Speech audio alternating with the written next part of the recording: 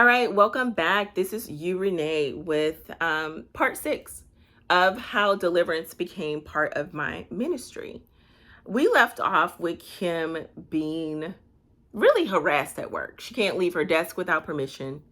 They're keeping her at work late so she can't pick up her kids like she did before. In her interview, she said, I told them I have to leave by 4 so I can pick up my kids at 4:30. Supervisor agreed to that when she hired her for the team. Now they had changed that and was keeping her late. They didn't want her talking to people. I'm going to tell you, the trick of the enemy is always to isolate you. This is for somebody. It's going to always be he's going to attack your mind, make you think you're crazy, make other people think you're crazy. And he absolutely wants to isolate you. There's power. We know, we've heard it. Power in numbers. There's power in agreement, right? When two touch and agree, God is in the midst. He will make it happen. So there's power, we know, in numbers. And so his first thing is to isolate you. They didn't want her getting up from her desk. They didn't want her talking to people. And even I work on her team. So when she stood at my desk and looked as if she was going to cry, I said, let's go to the restroom. So I went to the restroom with her, let her vent some. And while we're in the restroom, one of the flunkies of the supervisor walked in. Of course, we stopped talking. And of course, she went back and said they were talking in the bathroom. And so what? We were talking in the bathroom. Like the whole concept of it was pissing me off. And I had only been there 2 months. But Kim would tell me, well, look, I went to an attorney. I called HR. I'm to meet with HR. And, this actually has happened to somebody else. So now I knew when I got there, the person who had retired early. But she said this is, she's had issues with people before. There's been somebody else. And so I called HR and I was like, okay, well, good for you. This is another lesson for someone. I'm going to tell you what I would learn at this job. HR, you think is the solution. HR is there to protect the company. They're not there to protect you as an employee. They'll pacify you, ask you for all your information and documentation. That's to protect the company. I would discover that for myself. But at this point, Kim is like, I went to HR, which is an outside company at this point. And there is a representative also with the company that is at our Florida location. So once she spoke with the outside agency that's part of our HR system that who hired us, the person she spoke with, like from what I gathered from what she said, was more or less like, well, what did you do? And it was more or less like, now this is before I get the revelation that HR isn't there to help you. I had always been taught, oh, something happened, I'm going to HR on you. Like I'm going to go I hadn't got the revelation yet that they're not there to protect me. They're not. I didn't know that yet. So Kim is telling me her story of how the outside third party HR company was just more or less asking her, well, what does she do? Maybe she should just try it their way. Just sit at your desk and, just do what they tell you to do. Like she's a child. Like in other words, we're not going to do anything else. Now keep that in mind. She goes to HR. The outside company just says, go along to get along. Nothing really we can do. Just, maybe it's something you did do. Just do what they ask. The inside HR person flies into Houston and basically gathers the information like she's concerned, doesn't do anything. Behavior of the supervisor and her 2 flunkies gets worse, right? So oppressive that Kim is now crying at work.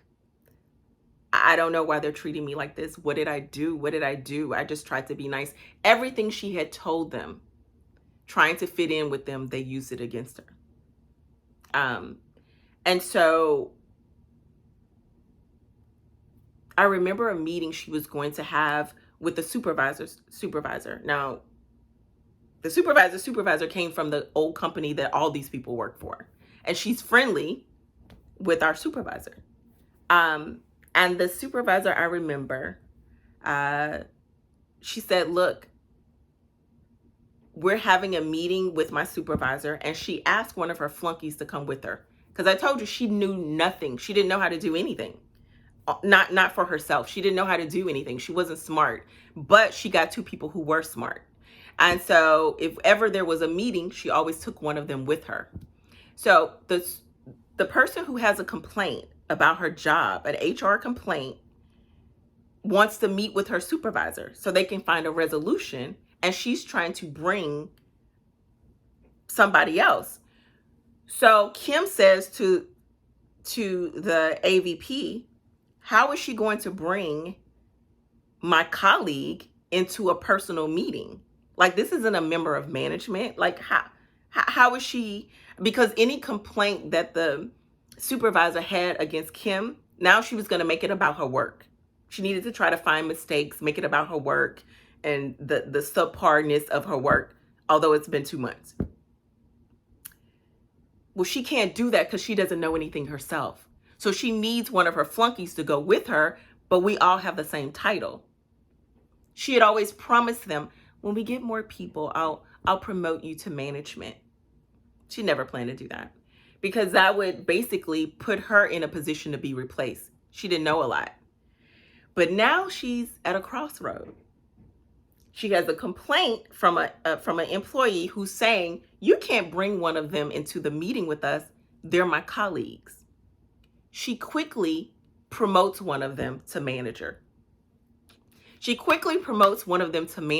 so that they can now reschedule the meeting and she can bring her to the meeting to highlight what is wrong with the work of Kim. Because she would know. So she promotes one of them. That is not what she planned. So imagine her other flunky is pissed, right? She's pissed. It would take another 2 years before she finally was in a place where she had to promote her as well. But yeah, she promotes one of them and calls them into a meeting. It brings no resolution whatsoever.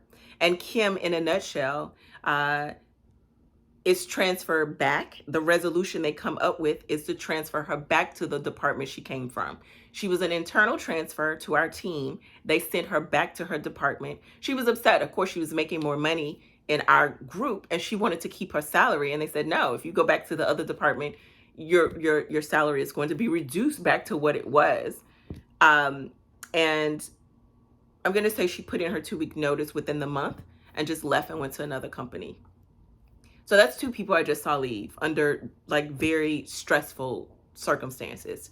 And the supervisor was back telling the president and HR, although we're losing money, we need new people. We're really busy right now. And we need, we need more people. We're short staffed in our department. This cycle would go on for a minute, but guess what? Kim is now gone. She's the second person to leave. So who are they gonna attack next? Uh-oh.